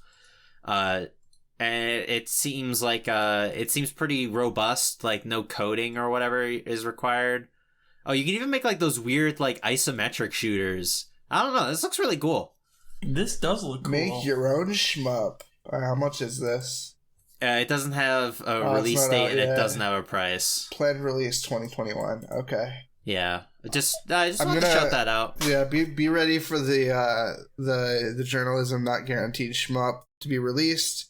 Exclusive to Journalism Not Guaranteed Platinum members. Yes. The planned release date for everyone else. The planned release date is Q $2020X. Yeah. Ooh, I like that. That's cute. That's quite Suda of you. Suda 51. Yeah. It's quite pseudo of me. Yeah, it's quite Suda of you. Okay, all right. That's everything except for the Dragon Quest stuff. Okay, great. Valve. Allegedly. Valve, maker of pipes, is apparently possibly making a handheld console of some sort. They don't have a good track record with hardware at all. Not the last time this happened. Do you guys remember the hype for Steam machines? I was there. Yeah. I thought Steam machines was like, I was calling them it. I was calling them Cleveland Steamers from day one. I will let you know that. I believe you. I knew that it was going to be bad. And also, that's a really funny thing to call them. Okay, but they got they have the index, so like they have at least one thing, and that thing's pretty pop. Yeah, the index is successful. They made a fucking console to sell Half-Life Alyx, but the Steam controller has its fans. Dude, the Steam controllers suck. Have you ever used one of them? Yeah, have you ever held a Steam controller? I've never used it. It's terrible. They're not made. Sucks. They're not made for human hands. Look, as someone who's held the Stadia controller, it's worse than the Stadia. You should have brought your Stadia controller. You should have brought the Stadia. Should have brought the shotgun. I'm sorry, I've been watching too much Tim Rogers. His like fucking mannerisms are seeping into my core. His core cadence of my being. has become one. No, you should have brought the fucking. Hello. What are you talking about? We can go to Stadia.com right now. Yeah, but I don't have a Stadia controller in my hands. But you can play it with the DualShock 4. You wouldn't get the authentic Stadia experience. I want the Stadia experience. What's the point? Let me just go fly back real quick. No, can you have? Do you have someone back home that can ship it here like overnight? I'm not going to pay them, and they won't pay to do it. So. But the answer is technically yes. Was it Gabe Newell was that some like Q&A thing like a few weeks ago, and someone asked a question involving consoles, and he gave this like vague answer about how like you'll know more about our plan by the end of the year. So that kind of lines up with this rumor, I'd say. It doesn't seem far-fetched for them to try the hardware thing again. It just seems it like the Steam Machine idea, just like it was kind of like the 3DO where they like licensed the hardware out to other developers, and it didn't seem like the how the pitch, or it didn't seem to align with like the pitch, because I feel like people thought that this was just going to be like a console Valve made, but it wasn't really. It was just kind of like a pre-built PC with the Steam OS on it, which never went anywhere. Yeah, the COS. I feel like SOS. I feel like Alienware did launch a model of the Steam Machine. They came out. Yeah. I mean, listen. They just didn't. If Valve is going to release like a Switch-like console that lets me access my Steam library and it doesn't suck dick, I think that's a good thing. I will buy it. I will not buy a Nintendo Switch, and I'll be happy. But given their track record, barring the index, I'm not I'm pessimistic about this. I just don't have a lot of faith in them right now in this department. Do you think if this releases and is successful, we'll see the Epic Mega Switch? The Mega Switch. The Epic Game Switch. Oh, Jesus. No. I don't think so. I don't think Epic is in the business of making hardware. Yeah, they got the engine stuff. They literally have the default like dance, yeah. I mean everything Everything is unreal. What a world we live in.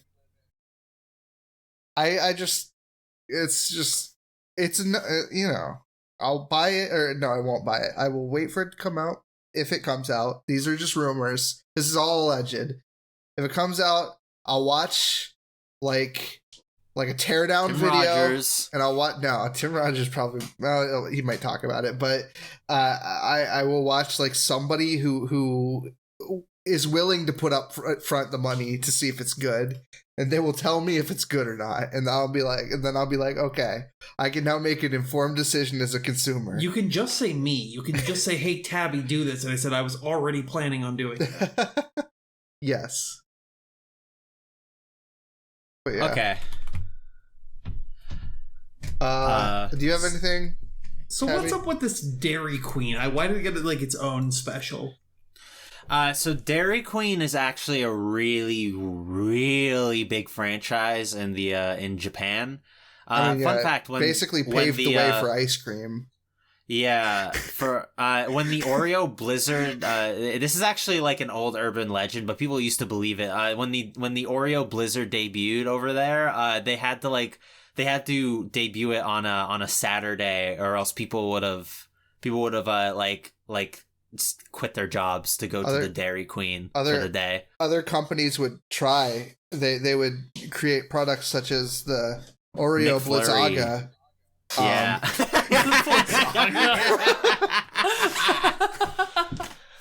Not bad. Très magnifique. That's French. I speak Italian.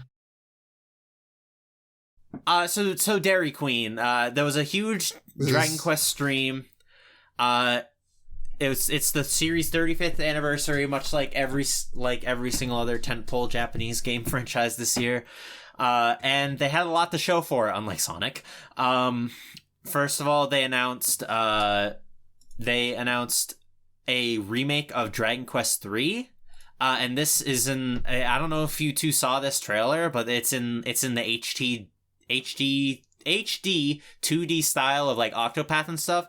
This is the nicest looking one of those games yet. Is it? This game looks beautiful. Is it being made by the people who make Octopath? I'm actually not sure. Because I was sitting in the car with the Brazilian man, and like we were watching it and we're like, man, this looks just like Octopath. Like this has to be like either the most like really like good recreation of their style or just them. Yeah, I think it is just them, or like they're making Project Triangle Strategy. Someone at Square Enix is licensing out the engine or something. Regardless, this game, Dragon Quest, its really bright visuals, I think, really lend itself well to this aesthetic. And like, man, be really cool to see Final Fantasy VI or something in this style. All I'm saying. What are you talking about? We have Octopath Traveler, the Final Fantasy VI of video games. Listen. Donkey said that game was bad, so I don't want to play it. I don't even like JRPGs, and I'm an Octopath defender. That game looks beautiful. Yeah, it's good. People complained about that, how that game looks. I'm like, are you guys like really? Blind? People complain. The bloom is a little. The bloom's a little much. I like the bloom. I think it adds panache. But whatever. We got more games to talk about. They announced that they're making an offline version of Dragon Quest X. This apparently isn't coming out over here. We have no plans to release this worldwide. Based, awesome.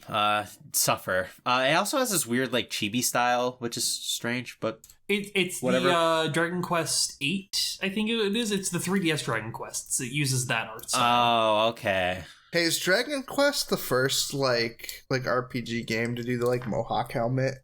Is that them? Mohawk helmet? I feel like it's I know what you're Dungeons and talking about. Dragons. Huh? Dungeons and You Dragons. mean like the helmet with like the knights that have like the brush on their heads? No. That's like Mohawk that's helmet. like oh no, maybe I'm thinking. I think I know what you're talking Maybe about. I'm thinking of Blue but- Dragon. Are you? Maybe. I don't know. I don't know. Whatever. They also announced Dragon Quest Treasures, which is like this. It seems to be kind of like this, like open world exploring game where you like look for treasure chests and stuff and like open them. I don't know. It's just kind of like an action RPG. Getting some Persona 5 vibes from it, and by the Persona 5 I mean Breath of the Wild.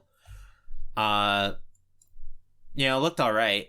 And then they talked about a bunch of other stuff, but I think the last game they showed off was quote unquote was a Dragon Quest 12. They gave it a teaser announcement.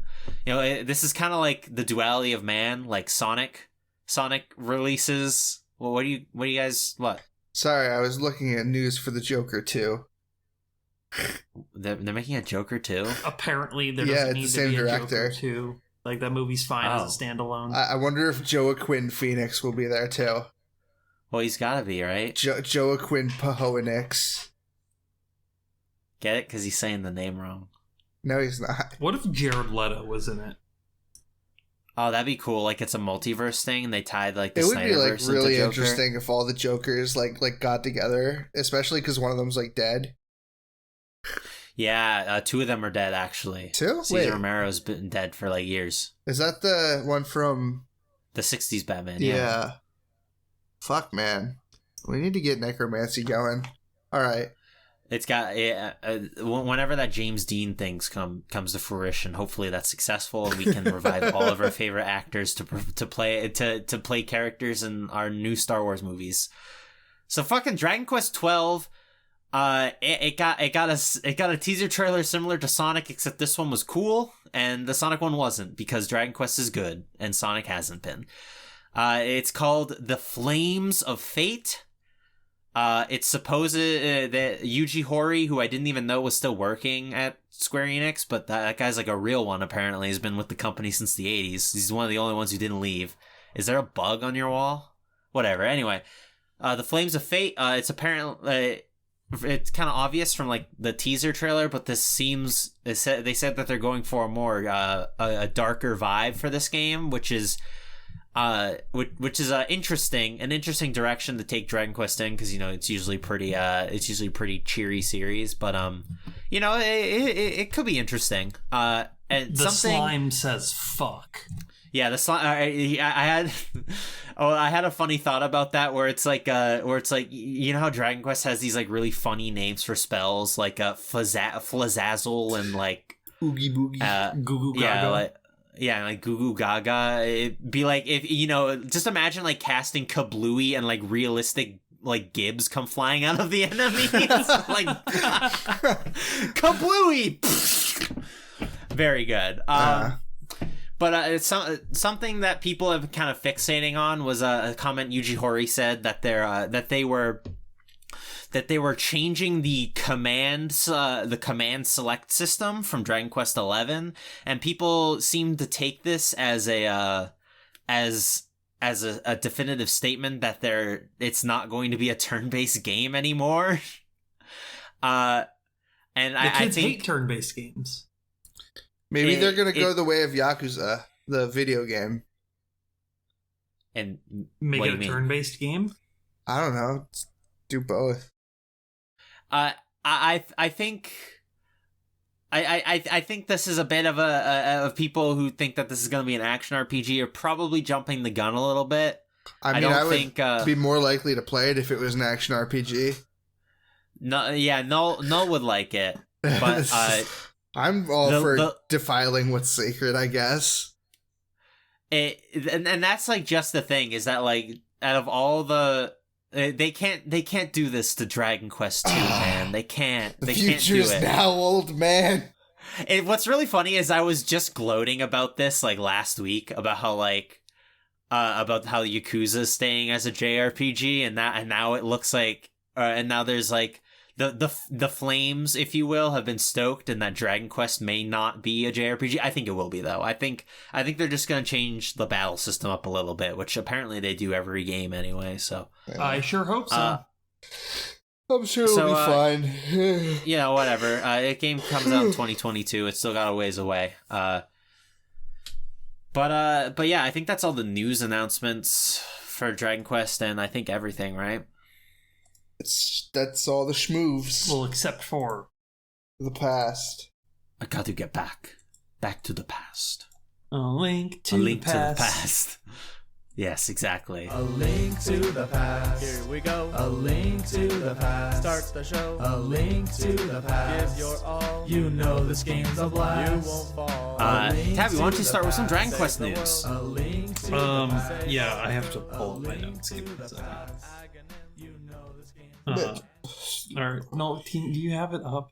Do I have it? I can pull it up. Yeah, that'll be easier for me because my phone's at 1% battery. 1%? How are you going to listen? That's a great question. We'll figure that out when it comes. Okay. News links. We'll just have to speed through it. No worries. Yeah, it's okay. We don't have a lot here anyway, so. No, make sure to follow this link. 96, I believe. I'm going off of memory. Dragon Quest was released today in Japan.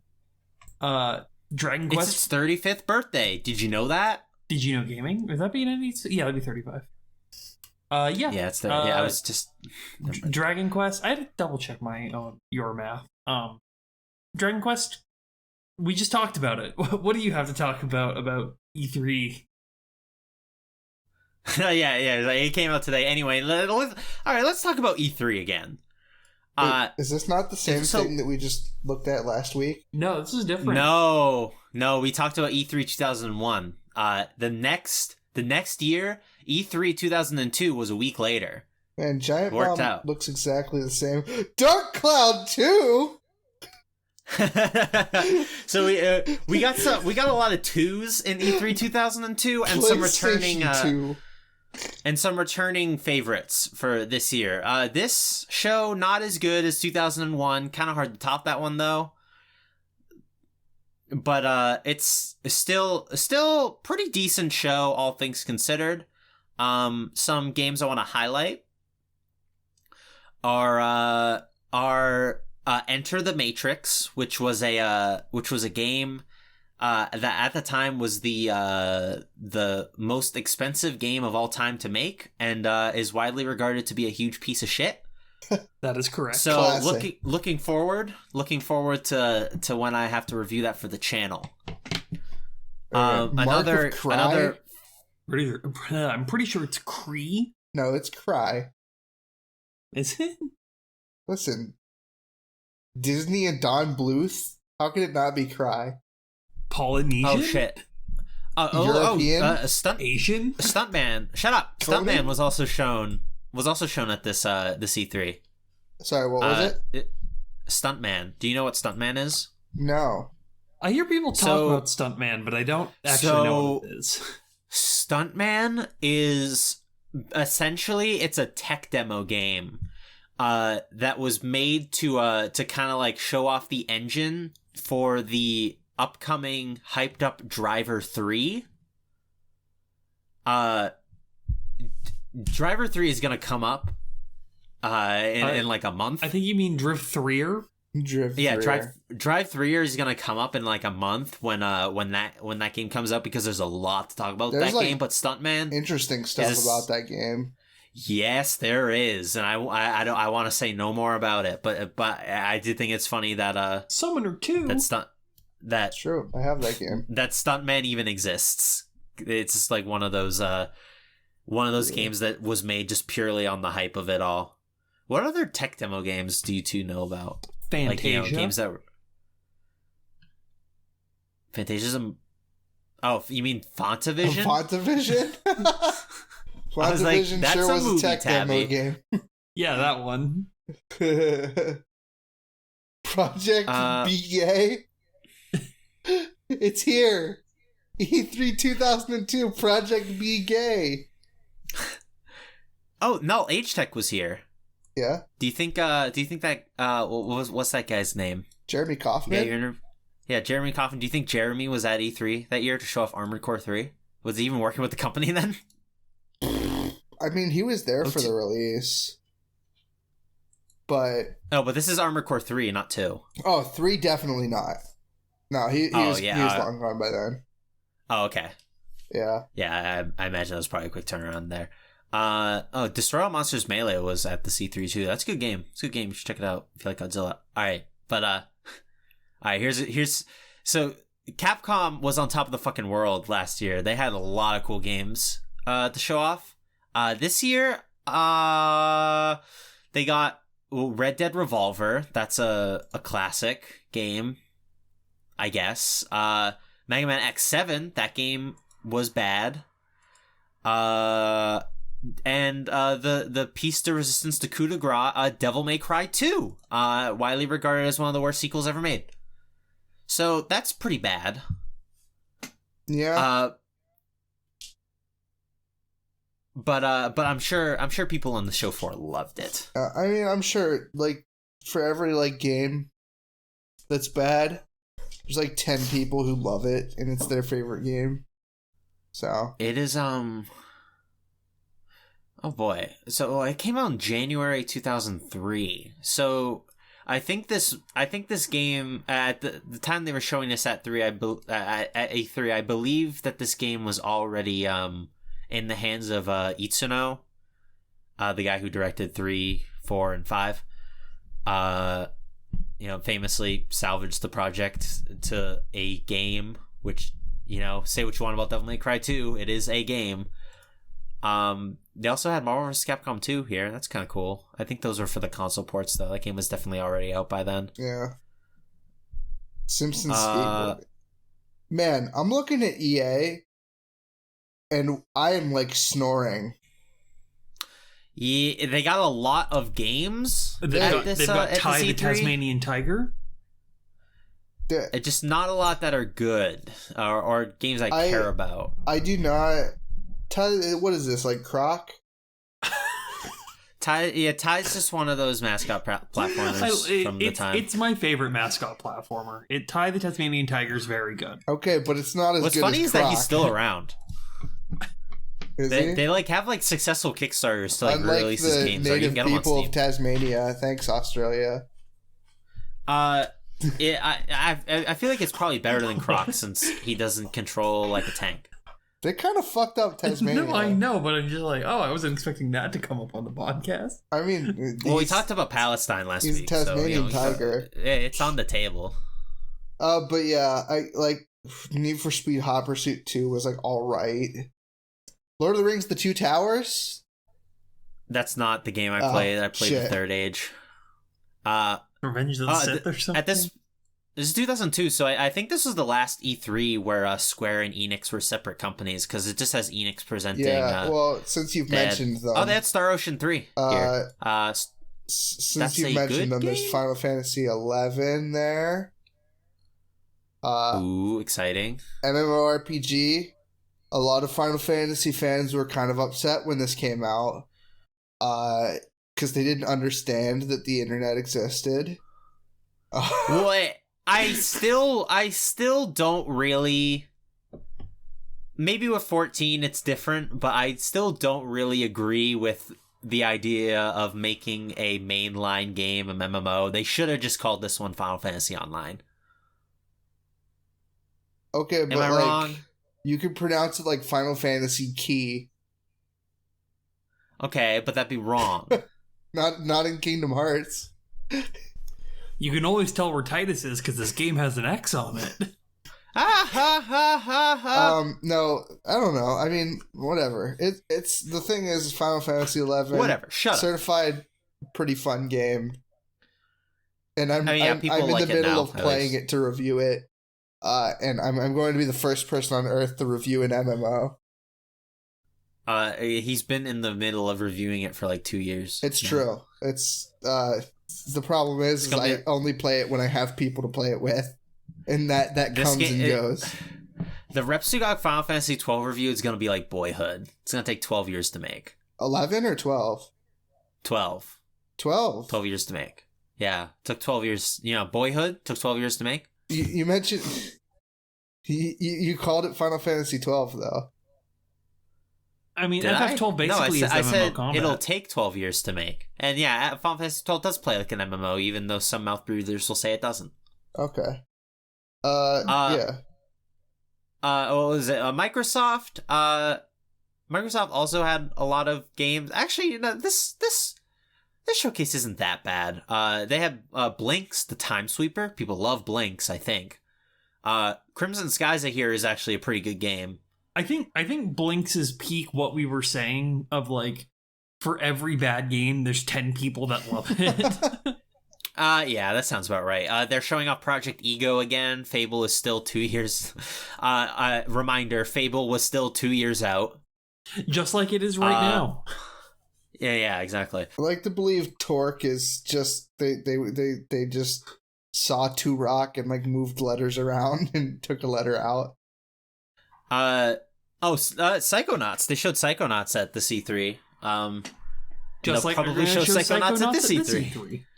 Hopefully they release it at the C3. Oh, dude, Midway talking about Mortal Kombat Deadly Alliance. That game's good. That game's pretty sick. Bo Raicho, love that guy. Yo, NCSoft showed off City of Heroes.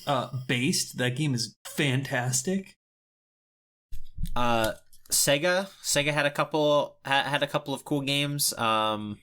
I think this was mostly ports at this point because the Dreamcast is long dead. Tech. But what? Nintendo showed off the e-reader. We'll talk about the e-reader. Don't worry. Okay. I want to save Nintendo for last because I'm a Nintendo-year-old. Okay. But yeah, they showed Crazy Taxi 3, which I didn't even know exists, so it's probably not good. Shenmue 2. Skies of Arcadia. I assume this was the GameCube port. Tabby, tell the story about your copy of Skies of Arcadia on the GameCube. Oh yeah, I had it as a kid. Love that game. That game's still great. And then one day, like 5 or 6 years after I got it, my parents just decided to sell all of my PS2 and Wii games. Not Wii, GameCube games. Nice. In there were copies of Skies of Arcadia, Custom Robo, Paper Mario, The Thousand Year Door. I had the hitters for the GameCube library. Gotcha Force, fucking... No, and then my PS2 library is pretty much completely... The only game I've left for my PS2 from originally is my copy of Kingdom Hearts 2. Hey, but at least now you have a copy of Eternal Poison. Yeah, I do. Is I that got it reproduction? for a reasonable price. Cheaper than eBay. Oh, wait, no. Tabby actually bought a copy of that. I forgot. Yeah. Yeah, no, I bought a repro case. She actually has a copy. Dead or Alive Extreme Beach Volleyball, Ninja Gaiden 1. Sorry, Wii Shop Wednesday. That's kind of cool. Yeah. All right, well, hang on. There's still some more Sega Storm? games. Ooh. There's still some more Sega games because Super Monkey Ball 2. We got to talk about Monkey Ball 2. Yeah. Best peak of the series. I'm just following up from last week where we just shout game names as we see them. Fair enough. Panzer Dragoon Orta. That was an Xbox exclusive. I still need to play that game. Panzer Dragoon Orta, looks really fucking cool. It was made by Smilebit. Those are the Jet Set Radio devs, or the internal devs at Sega. Yeah, it's only on Xbox. I think it's backwards compatible though. So, if you have an Xbox One or a Series X, get a copy of Orta, I guess. That's fucking it's good great. rail shooter. Can I talk about the game responsible for the death of comedy? Can I talk about how You Don't Know Jack was revealed here? Which is oh shit! This is the progenitor. Yes, this is the OG. Wait a minute. No. This says this was released in 1995, so this must be a port. Yeah, maybe. Yeah. It was PlayStation release. No, that was 1999. Where's 2002? Maybe they were just showing it off. Like, hey, look at this game. Maybe they played it at E3. Did you play this? They were like, did you play this? Maybe. You know, I I have played the original You Don't Know Jack one time, and it does look a lot like a game that came out in the 90s. That is really funny, though, that they've managed to stay around for that long. They don't let you buy the t-shirts from the t-shirt game anymore, though. What's the point of playing it? It's bullshit. That's fucked up. They ran out of t-shirts. They probably they probably look at my computer and sell my brilliant t-shirt designs for themselves.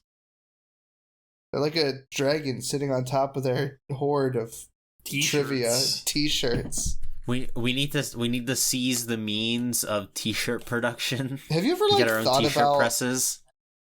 Oh, doing t-shirt presses would be cool. I've actually looked into that. Have you ever thought about what it would be like to be a trivia to be good at trivia? Yeah, I'm pretty good at trivia. Depending on what the trivia genre is. No, I'm talking like Jeopardy. For example, Metal Gear. I'm really good at Metal Gear trivia. Third best in New Hampshire. See that you're good. See, you're adding little adjectives, right? I'm saying good at trivia. Like bar trivia. Okay. No, not bar. Just trivia. Like Jeopardy. Like Jeopardy. Well, those guys are just smart, aren't they? No, they just know factoids. Millions of them. I've seen Jeopardy before, and sometimes they get stumped at questions that a dumb baby idiot me can I'm answer saying because somebody it's about who's video good games. at Jeopardy, like that guy that was winning 30 million games in a row, you know. Mr. Jennings. Yeah, to be good at trivia is just how do you even train for that? Do you just do you dive wikis? Did you know you can tell the sex of a horse by the amount of teeth it has? Yeah, but that's just one factoid.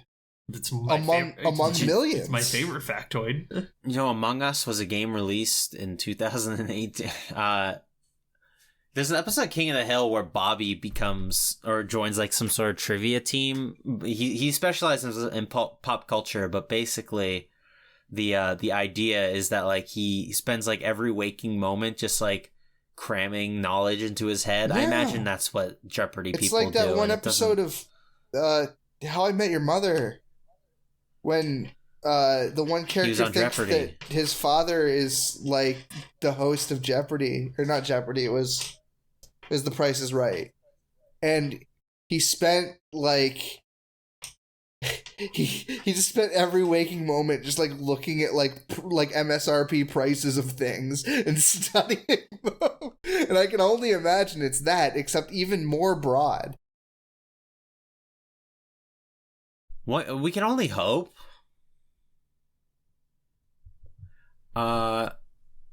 Okay. No, do you want to talk about some of the Sony games? Not really. Sly, Ratchet and Clank. That's it. Dark Cloud 2. Yeah, I yelled that at the beginning. Yeah, well, I wanted you to say it again. Wild Arms 3, apparently. Although this wiki says it came out in March 2002, so that's kind of weird that they'd be showing it if it was already. Well, maybe it was a different time. Yeah, maybe they had just sold it and they're just haha. No, I don't know. This is a press event still. I literally have no idea why they're showing this shit. Is Wild Arms 3 one of the bad ones, or 2's the really good one, right? Was March their JP release and they were showing it off in the West? Oh, maybe that could be it. I don't know. I don't know, but Wild Arms is pretty cool. I don't know anything about Wild Arms 3. Yeah, me neither. They're one of those games I need to get to playing one of these days. Oh, but NVIDIA did come out with the GeForce 4 Ti 460 or 4600. Primo card right there. But can it mine Bitcoin? Technically, yes. I'm gonna buy all of these. Don't put it buy an aircraft, not an aircraft carrier, like an aircraft hangar. Yeah. because that's how many I'll need. Is retro gaming, or is there like a scene for like retro graphics PC cards? parts? Yeah. Yeah. Well, retro PC parts, yes, 100%. Yeah. Lazy Game Reviews. Is that his name? LGR. Well, I didn't know if like he was like a weirdo. I mean, he that just is, does that. but like, there's a scene for it. Okay, is it like as like wretched as retro gaming is? Depends. It's getting there. I'm But- gonna give it a solid. It's going that way. It's going that way, but it actually has like legitimate part scarcity at this point. It's not kind of like half inflated prices. I mean, there's part So you're scarcity saying I should retro. sweep that 3D Yeah, but there's a FX lot Voodoo more card Super quick. Nintendos than there are sound cards for like BMI computers from the 70s. It's a lot more Super Nintendos than Sega Genesis. I don't know if that's true. My account handles. I don't actually know how the song goes right now. My brain is. I'm very tired. I keep wanting to call. I need to like come up with like a word to refer to the listener of the podcast. Because I keep wanting to call them chat, journalists? and they're not chat. They're not chat. They're definitely not chat. I don't know. What's the thing from Safety Not Guaranteed? Well, what's the name of the main guy from it? Not the guy who's the journalist dude. I What's watched his that movie name? more than a week ago. I can't tell you anything about it. Yeah, I gonna don't look remember any of What? their names. Zoe Deschanel. Aubrey Plaza. Well, but Aubrey it's Plaza. Not Kenneth. Kenneth is the guy. Is like the Kenneth time Cole? traveler. I was thinking of New Girl. New Girl. The guy from New that Girl guy is in. Yeah. He is. Yeah, he's in New Girl. That fucking plagued my mind because I watched a bunch of New Girl one night, and then I watched Safety Not Guaranteed, and the New Girl guy is in Safety Not Guaranteed. What's funny And is it's like when I was watching this movie on Netflix the other day. It was called like fucking Project Power. And Casey Neistat walks into the fucking screen, and I'm visibly shaken. My body is like in tremors because I see like Casey Neistat's face on my television, unprompted. What's funny is I was watching that with my sister, and she immediately picked up that was the guy from New Girl, and I don't think she's watched like more than 4 episodes of that shit. All right. Final thing we'll talk about is at the show is best for last, baby. Nintendo. What did Nintendo show at this E3? Mario Party 4. Not much. Mario Party 4. They had some cool stuff. They showed off Metroid Prime again. This time it was coming out that November, so it wasn't like as exciting. Noah's furiously clicking the e-reader. Noel's trying to click on the e-reader, but there's no article for it. Same with the Game Eye and the Wavebird because they're hardware. But you know they showed off Eternal Darkness again. They showed off Animal Crossing again, or for some reason because this game came out in 2001. Or did it? Oh wait, maybe they were showing off the e-reader version that was supposed to come out in 2003. Oh no, never mind. It came out in North America September, so this just never came out in the West yet. All right, sorry everyone. Showing off Metroid Fusion that came out the same day as Metroid Prime. A very good day to be a Metroid fan. Pokemon Ruby and Sapphire, Star Fox Adventures, Mario Sunshine. Actually, you know what? This show is actually pretty fucking good for Nintendo. The They got Wavebird. a lot of hitters.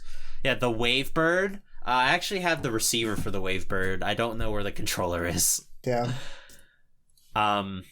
They were showing off Wind Waker for the first time, I believe. This is all bangers. Or was this? This is all bangers.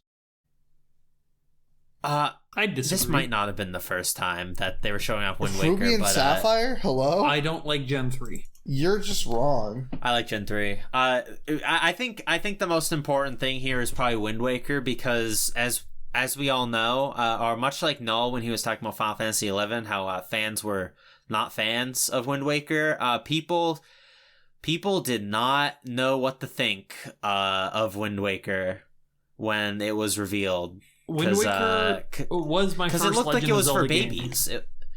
It was for babies and was for kids. It looked like a kid's game, and it didn't look epic and edgy and awesome and badass like Ocarina of Time did. I just cannot imagine being like a Nintendo guy and then complaining that the game looks like it's made for babies. What you have to understand is that Nintendo fans will claim or sing till the cows come home about how graphics don't matter. I guess this is pre-Wii. This is before. This is before pre-Wii. Nintendo got babyfied. Yeah, I mean, they were still like very much for like the games. Nintendo fans can be insecure. Nintendo's always been the family console. I mean, that's Zelda was like they just gotta carry that. Yeah, Sega had blast processing. Zelda was like one of those franchises that was sort of like the more grown-up series. Ocarina or was of at Time, least you perceived play as a literal one. child. But most of the game you play as a full-grown 17-year-old. So like that was like badass and epic. And there was How blood old is Link in A Link to the Past? No, who cares? Yeah, exactly. Well, if you look at the time, I'm not trying to say that they're right. I'm trying to explain as to why a Nintendo fan, like if Metroid, it's even listen, if they released like a weird like chibi like Samus game, they did. It was called Federation Force, and everyone hated it. Yeah, I was gonna say like that's a game where I'm like, okay, this is a game that can't do with much deviation from the feeling that they're going for, the ethos of the game. But like with Legend of Zelda, you can kind of like you have a lot of freedom to work with it. So I'm calling out gamers from 2002. A bold stance. Wind Waker, one of the most like beloved Nintendo games of all time nowadays. But yeah, no, I think we can all agree Wind Waker looks really fucking good. It was obvious. It was a really good idea to do what they did, but it wasn't well received at the time, which is a shame. At least it has its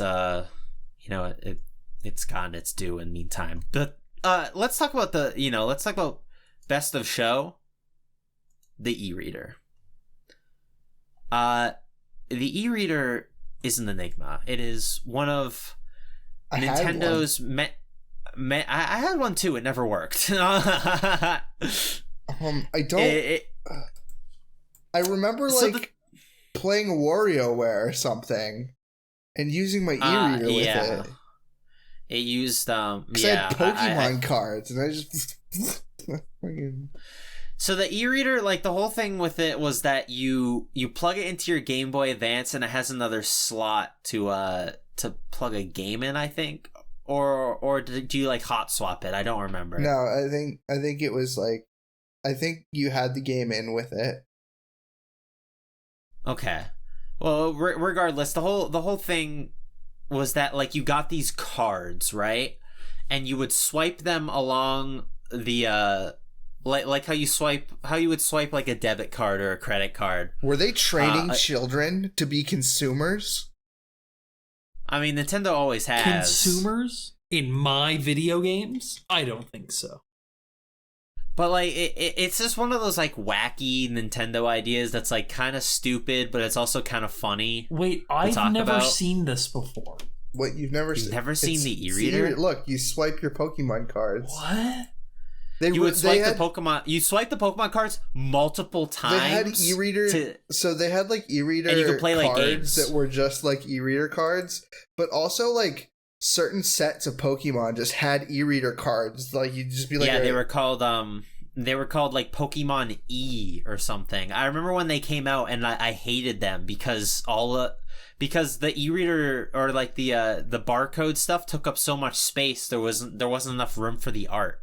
I hated it. I was so mad. I'm looking at an e-reader on an SP. Oh my god, they put an e-reader on a Game Boy Micro. Yeah, the e-reader is very bulky. It's so dumb. What's funny though is that like they kind of revisited the idea with the amiibo cards like 20 years later. And you could get like NES games with in Animal Crossing if you like swiped e-reader cards using like the Game Boy Link player, I think. I'm pretty sure about that. No, yeah, it has to be that. That's the only way it could have worked. So yeah, the e-reader it failed horribly. They're actually they actually supported it for quite a while, like way Super Mario longer than they Advance. support most of their failed products. Their failed peripherals. Was it longer than the Wii U? Yeah, no. It was like 2 years, I think. But it had support in Super Mario Bros. 3, the Super Mario Bros. 3 port to Game Boy Advance, and you would get exclusive like levels through the e-reader cards. The problem was that they discontinued it in the West before they released all of the Super Mario Bros. 3 e-reader cards. So until they re-released the game on the Wii U, you could not play some of those e-reader levels officially in the West. And thankfully, when they released it on the Wii U, they actually had the foresight to unlock the e-reader levels, which is unfortunately surprising coming from Nintendo, but it was a welcome surprise because those levels are pretty good. Okay, fucking e-reader. I Jesus. cannot find a picture of the top of this thing. There's a Stop Skeletons video where he talks about it. If you want to watch that later. I'm watching J-Wits. Yeah. Okay. So that's good too. I think you might actually have to hot swap. I thought there was like a cart reader on top, but I guess there's not. I think what it is that you hot swap with games that support it, but a lot of the e-reader games just like are small enough to fit into the internal RAM of the system. Yeah. I remember oh my god, have you ever seen the commercial for the e-reader cards? They just like came blasting into my memory, but I remember them very well. It was like all these classic Nintendo characters like on like a conveyor belt, I think, and they get like squished or they get like pressed into a card and like put into like a pack. Yes, I know exactly what you're talking about. Yes. It's like Donkey Kong and stuff, and he's like getting pressed into like a trading card slapped pack. In. It's funny as fuck. It's like introducing the e-reader for the Game Boy Advance. Who are you? Or whatever was their ad campaign at the time. It's an SCP, dude. It was I mean, I remember it all these years later, so I guess it was a good commercial. Not good enough. Fuck. Take me back. Take me home, country road. Yeah. E-reader's fucking... I don't know. I didn't use it. Like, okay, I don't remember using it that much. I just remember using it for WarioWare on the Game Boy Advance. And I loved WarioWare. I played WarioWare in like some guy's like house. He had like an abandoned swimming pool in his backyard. And like I was just playing it with my like legs dangling into the pool, and it was like filled with garbage and shit. That's like the peak spot to play WarioWare Inc. Mega Party games, I believe. No, that's what it's called. I love WarioWare too. WarioWare do you think WarioWare is better than Wario World? Wario. Do you think WarioWare is better than Wario Land? Yeah, 100%. Fuck yeah, let's go. This is a WarioWare podcast. Wario Land fans need not apply. Oh yeah, they also showed off Wario World at the C3. Made by Treasure. Pretty cool game. But WarioWare just has like a really like vibrant cast of characters, and Wario like Land just doesn't.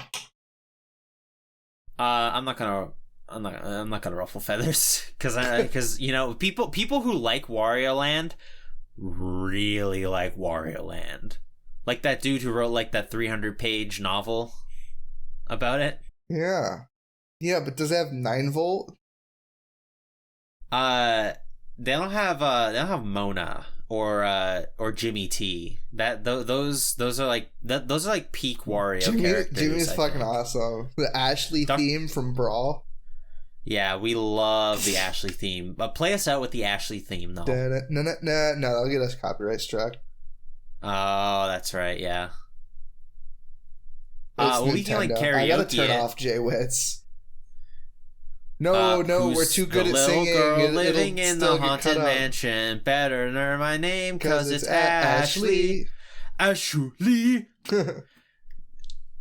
The Japanese one's pretty funny too, but I like the American one because everyone always hates it whenever it comes on, and it gives me life. All right, I think that's gonna be the fade out. Very nice. Oh, 5-volt from Mario. WarioWare. No, that's not the end. What? It's not the end? What else is there to talk about? Fucking Konami? I thought we talked about Konami. Did we talk about Metal Gear Solid 2 Substance? We talked about Metal Gear Solid 2. Did we talk about Silent Hill 3? We didn't talk about Did Silent we talk Hill 3. about fucking Suikoden 3? Zone of the Enders 2? Like, there's a bunch of Konami games that we just didn't talk about.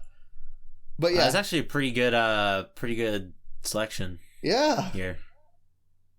Like right, Yu-Gi-Oh! The Eternal Duelist Soul. Now the episode's actually over. Now that we've... Okay, yeah. Alright, that's it. Zillion, I've actually played a bit of the second runner, like the 4K version on PS4. It's pretty cool. I like that that it's like it like seamlessly integrates the anime stuff into the gameplay. Have you played Zone of the Enders, Noel? Yes. Do you know what I'm talking about? So I played Zone of the Enders 1 and 2 on it was a PS3 collection. Oh. So I played both of them on that. I heard that collection's kind of bad. Well, or I think they patched it to fix it. It's my only experience with the games, so... And I liked them. Alright. Well, I guess if you like them. I'd get the PS4 version of 2, because it runs like at 4K 60. Looks very nice. The only problem is that the anime content hasn't, it's like stuck at standard definition, so it looks kind of ass, but, looks like Ghost in the Shell or something. Fuck, bye everyone. Gets out of my podcast. See you later. Yeah.